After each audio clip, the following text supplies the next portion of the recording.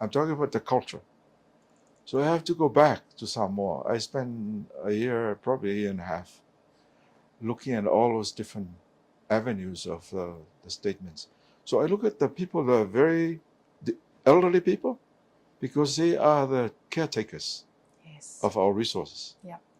Because our language has been passed down generations, and nobody's ever recorded it. So the only credible place to go to is the very people who are actually the caretakers of our language, of our cultures, and who know and understand. So it includes the government, it includes business and private organizations, it includes education, it includes Puleono, the 6 pullers in Salafai, in Sava'i, and also the Tumua in Apia, and also the leaders of the churches.